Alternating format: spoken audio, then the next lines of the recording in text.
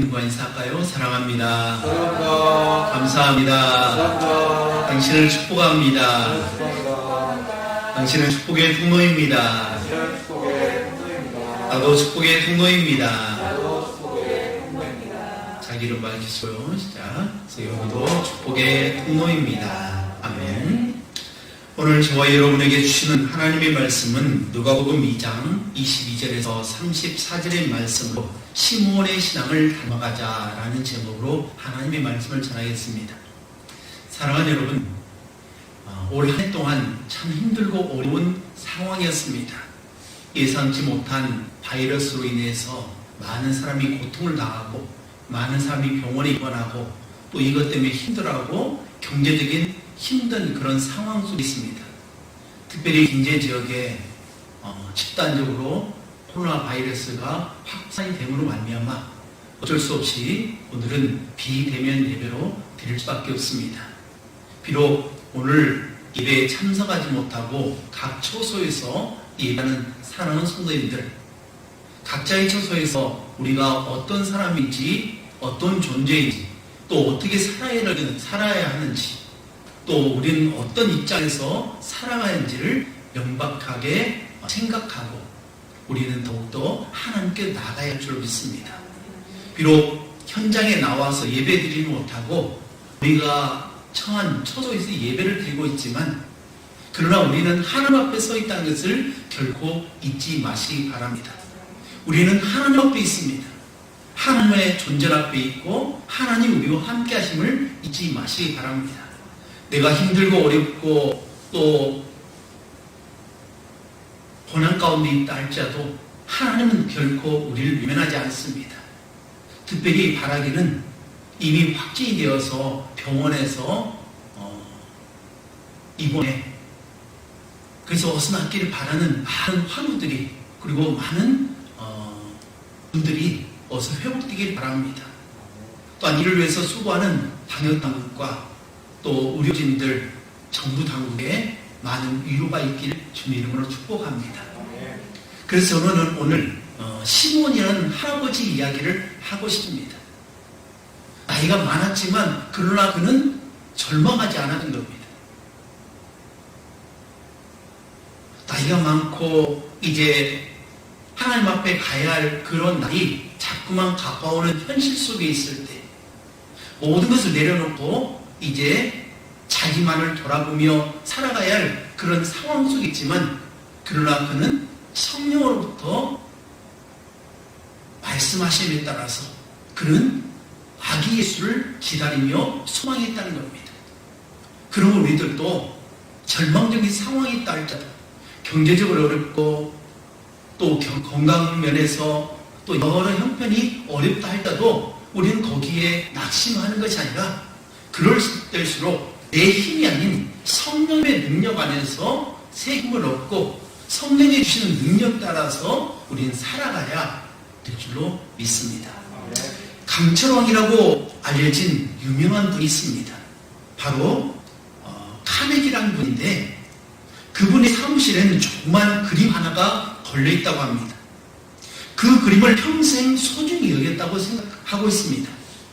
그런데 거기에는 사인이 있었습니다.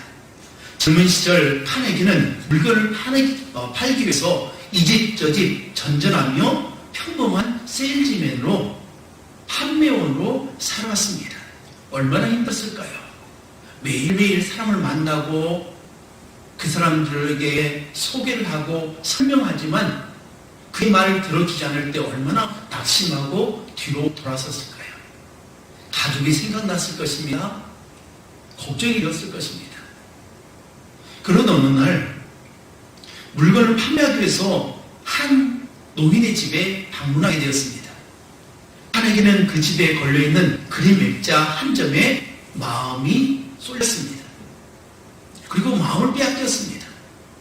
썰물 때에 모래톱 위에 덩그러니 걸쳐져 있는 배 한 척의 그림을 보게 된 것입니다. 그리고 가끔 해변에 가다 보면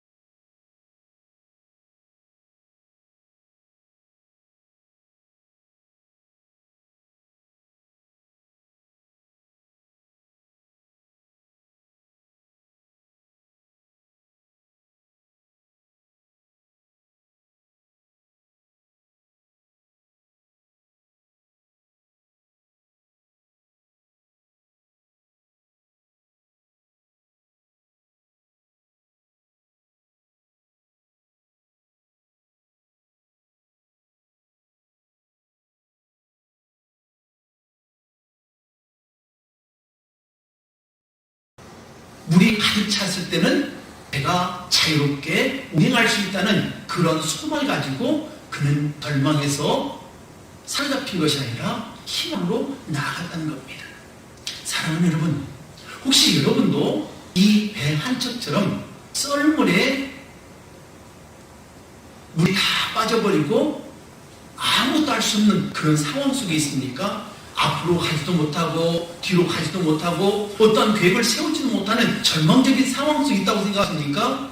그럴 때마다 카네기가 마음에 품었던 반드시 밀물은 때려온다라고 하는 이 문구를 생각하시기 바랍니다. 오늘 본문에도 바로 경건하게 살았던 시몬 할아버지가 있는데, 시몬 할아버지는 예수님 오시기를 기다리는 삶을 살았습니다. 그는 주의 그리스도를 보기 전에는 죽지 아니하리라는 성령의 지시를 받은 이후에 성령과 동행하며 메시아의 오심을 기다렸다는 겁니다.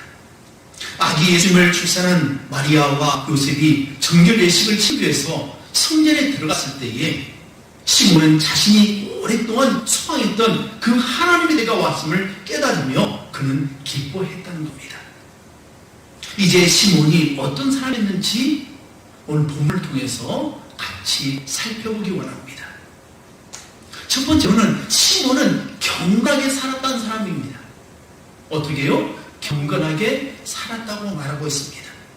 오늘 본문 25절, 26절, 27절에는 이렇게 말씀하고 있습니다. 먼저 25절에 성령이 그 위에 계시더라 라고 말씀하고 있고, 26절에는 성령의 지시를 받았더니 라고 말씀하고 있고, 27절에는 성령의 감동으로 라고 말씀하고 있다는 겁니다. 시몬은 한마디로 성령에 충만한 사람이었다는 겁니다. 오순절 초대교회가 아님에도 불구하고 시몬은 성령이 충만했습니다. 여호와 하나님을, 메시아를 기다리는 자에게는 시대를 초월해서 여호와 하나님은 성령 충만함을 주셨다는 것을 말씀하고 있습니다. 우리는 시몬이 나이가 많았음에도 불구하고 성령 충만한 사람이었음을 우리는 알 수 있습니다. 그의 인생이 얼마나 아름답습니까? 아름답게 늙어가는 모습이 얼마나 보기 좋습니까? 대부분의 사람들은 젊었을 때는 건강하고 아름답고 또 진실되게 주의를 하다가도 나이가 많으면, 나이가 지긋이 들고 이제 하나님 나라가 갈 때가 가까우면 어떻게 합니까? 자꾸만 신앙이 퇴보하는 모습을 보는 것을 저는 경험할 수 있습니다. 모든 일을 다 포기하고 그날 아무 의미 없이 그저 그렇게 살다가 하나님 나라에 가는 것이 소원일 보통 사람 같은데, 이 시몬은 그렇지 않았던 것입니다. 성령의 지시를 받았고 또 성령의 감동으로 아기 예수를 볼 것을 기대하며 소망하며 살아갔다는 겁니다.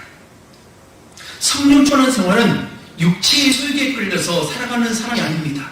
자기 이익과 육적인 만족과 세상의 것만을 바라보면서 향락과 정욕에 끌려가는 그런 추한 인생이 아니라 바로 하나님의 소망을 바라보면서 거룩한 목적을 가지고 여호와 하나님의 뜻이 하늘에서 이루어진 것 같이 또 내 안에, 내 가정에, 내 교회에, 내가 처한 직장과 사업장에 이루어지기를 바라는 그런 삶을 살 줄로 믿습니다. 성령은 의롭고 경건하게 살아가는 시몬에게 죽기 전에 메시아를 볼 수 있다는 약속을 하셨습니다. 예수님은 경건한 한 사람의 기다림마저도 저버리지 않고 이 세상에 오셨습니다. 두 번째로 시몬은 항상 기도하며 깨어있는 사람이었다는 겁니다. 어떻게 해요? 바로 시몬은 항상 기도하며 깨어있는 사람이었다는 겁니다.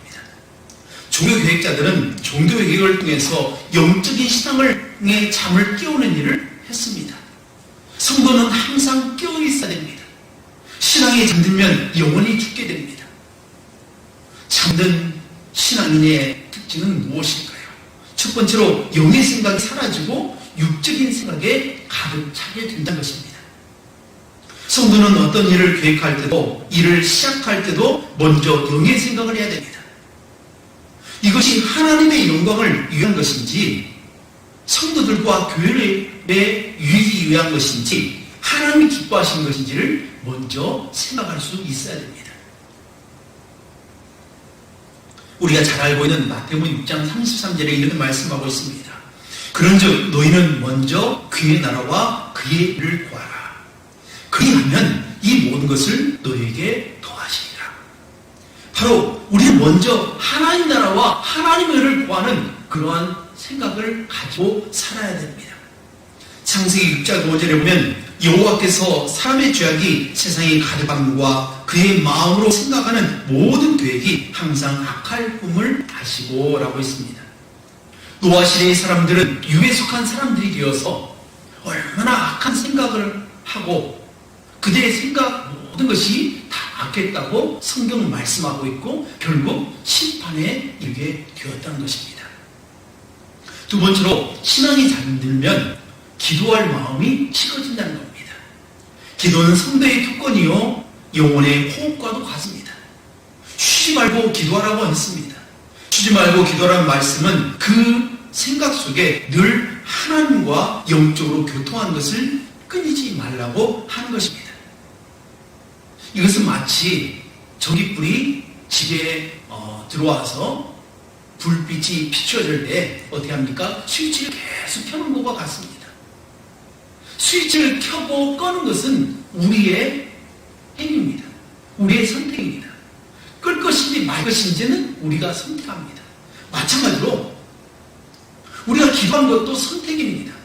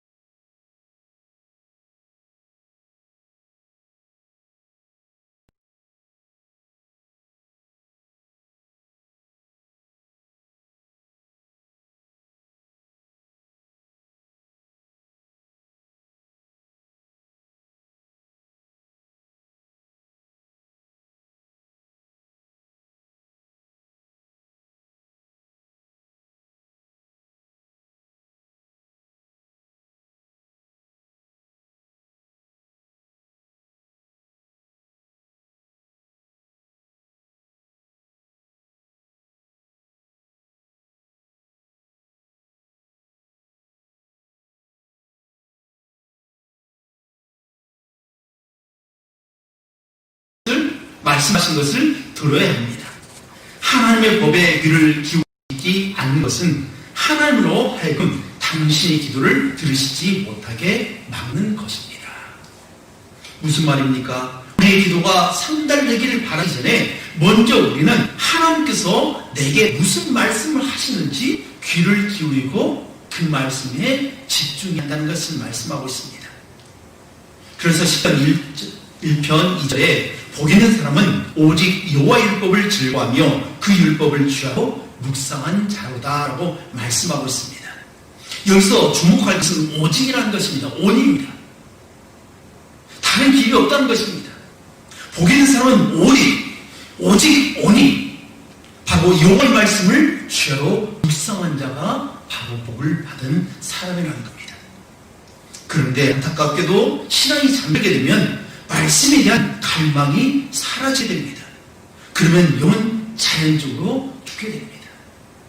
우리가 아침밥을 안 먹는다든지 점심이라든지 저녁밥을 안 먹게 되면 어떻게 합니까? 처음에는 괜찮습니다.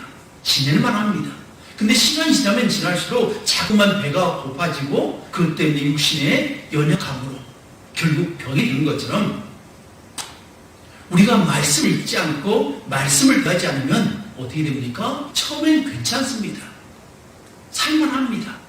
그런데 자꾸만 영혼이 공고해집니다.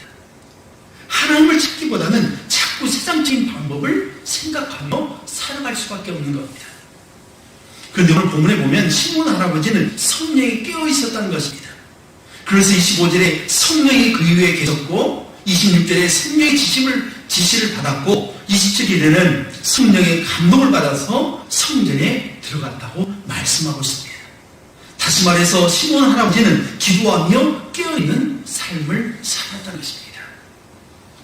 마지막 세 번째로는요, 시몬은 여호와 하나님을 위로로 기다리는 사람이었다는 겁니다. 오늘 본문 25절에 이 사람은 의롭고 경건하여 이사의 위로를 기다리는 자라라고 말씀하고 있습니다. 위로의 하나님입니다. 그런데 위로가 무엇입니까? 과연 무엇이 위로이기에 그는 하나님의 위로를 기다렸다고 말씀하고 있을까요? 오늘 살아가는 우리 모두에게 있어서 마음의 상처를 받고 고난과 역경을 겪지 않는 사람은 한 사람도 없을 것입니다. 근심과 걱정이 끊이지 않는 이 세상의 삶의 현실 속에서 우리는 매일같이 살아가고 있습니다. 그러기에 우리 모두에게 있어서 가장 절실한 것이 있다면 그것은 바로 위로일 것입니다.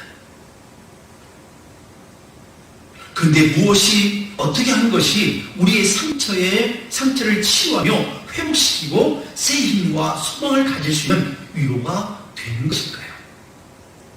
위로는 헬라어로 파라칼레오라는 단어를 쓰고 있는데, 여기서 파라칼레오란 이 말은 파라라는 말과 칼레오라는 말이 합성된 것입니다. 그래서 파라라는 말은 곁으로라는 뜻을 가지고 있고, 칼레오라는 말은 부른다라는 뜻이 있습니다.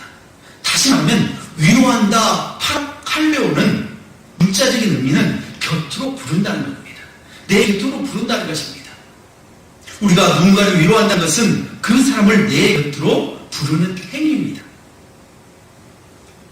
예수님께서도 마태복음 11장 28절에 이렇게 말씀하고 있습니다.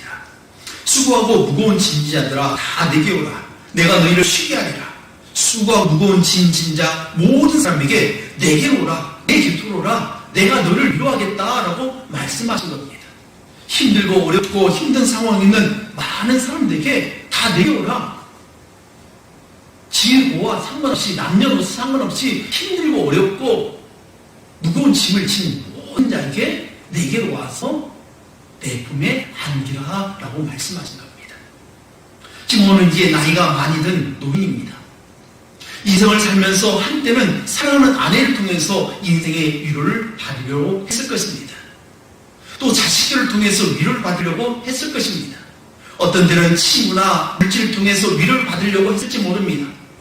그러나 세월이 흐르고 이제 죽을 나이가 다가왔습니다. 그때 시몬이 깨달은 것은 오직 진정한 위로는 주님이 주시는 위로밖에 없음을 깨닫게 되었던 것입니다. 아이도 아닙니다. 친구도 아닙니다. 자식들도 아닙니다. 물질도 아닙니다. 내가 누리고 있는 그 명예도 아니었다는 것을 나이가 든 시몬은 깨닫게 되었습니다. 이스라엘은 지금 어떤 상태에 있었을까요? 어떤 상태에 있었기 때문에 시몬이 그토록 위로를 기다렸을까요? 이스라엘은 정치적으로 로마의 압제를 받아서 피폐해질 대로 피폐해진 상태였습니다. 종교적으로 볼 때 말라기 선자 이후에 400년 동안이나 선지자 한 사람도 등장하지 않아서 말씀의 등불이 꺼진 지 오래되었습니다. 도덕적으로 이스라엘은 신이 부패하여 썩을 대로 썩어 있습니다. 마침내 세례 요한이 등장해서 회개하라 라고 외쳤지만 권력자들의 눈총에 벗어나 목배임을 당하는 불의의 시대입니다. 경제적으로 가난하고 각 곳에는 병자들이 흘러넘치는 그런 때였습니다. 도대체 소망이 보이지 않았습니다. 그 무엇에도 기대할 수 없었습니다. 많은 사람들이 이처럼 힘든 현실을 바라보며 탄식하고 있을 때였습니다. 위정자들과 정치 종교 지도자들은 늘 원망하며 비난하였습니다. 사람들은 그저 나 한 사람 잘 먹고 잘 살면 되지, 오직 자기중심적으로 살아가는 이 시대에 시몬은 나이 많은 할아버지로서 힘도 없고 지위도 없고 무슨 기대할 수도 없는 그런 상황이었습니다. 그저 죽을 때까지 굶지 않고 하루하루 몸 건강하면 되겠지라고 하나님 나라를 바라보며 살아가는 그런 인생이었습니다.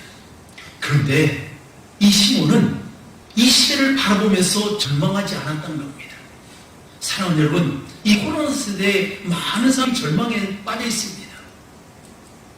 2.5단계, 3단계 오르게 되면 이제 가게 문을 닫아야 됩니다.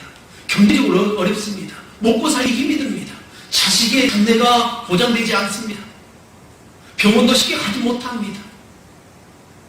이런 전방적인 상황 속에서 많은 사람이 낙심하고 절망하고 어떤 분은 목숨을 끊는 경우가 있는데 우리도 똑같이 절망해야 할까요?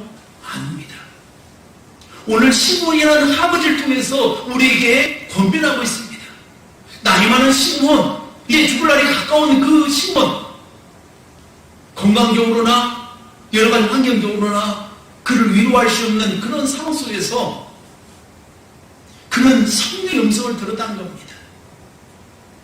그가 주의 그리스도를 보기 전에는 죽지 아니하라는 성령의 지시를 받았더니라고 하면서 바로 메시아이신 예수 그리스도 아기 예수님을 기다리며 그가 품에 안았을 때에 얼마나 기뻐했는지 모릅니다. 사랑하는 여러분, 여러분의 삶에 무엇이 그렇게 힘들어 합니까? 여러분에게 고통을 주는 것이 무엇입니까? 여러분에게 절망 주는 것이 무엇입니까?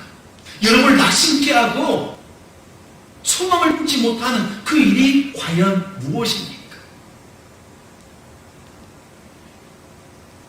지금 힘든 이 사회의 처지는 누가 위로해주고 치료해주고 회복시켜줄 수 있습니까? 로마의 아우구스토입니까? 유대 총독이 해줄 수 있습니까? 성전의 종교 지도자라고 할 수 있습니까? 오늘 시대도 마찬가지입니다. 대통령이 그걸 해줍니까? 정치인이 해줍니까? 아닙니다. 우리의 진정한 위로는 하나님이십니다. 우리가 눈을 들어서 하나님을 바라보아야 됩니다. 매일 우리는 태양이 뜬다는 것을 알고 있습니다. 아침이면 어두컴컴한 그런 곳에 밝은 태양이 조금씩 그의 모습을 드러냅니다. 그럼 어떻게 됩니까? 이 어둠이 사라지게 되는 것입니다. 맞습니다. 우리에게 절망적인 상황 속에 있고 낙심이 있는 상황 속에 있지만 그러나 우리 주님께 소망을 두고 우리 주님께 영광을 두고 희망을 두고 살아갈 때에 내어놓을 때에 우리의 기도 제목을 가지고 하나님 앞에 기도할 때에 우리 모든 시험은 없어질 줄 믿습니다. 사랑하는 성도 여러분, 오늘 이후에 3주 동안 이렇게 영상 예배로 드리는 그러한 상황 속에 있지만 우리는 희망을 가져야 됩니다. 2.5단계에서 이제 코로나 사태가 좀 잠잠해지고 우리가 대면 예배할 수 있는 그 날을 기다리면서 오늘도 희망을 가지고 승리하시길 주님으로 축복합니다.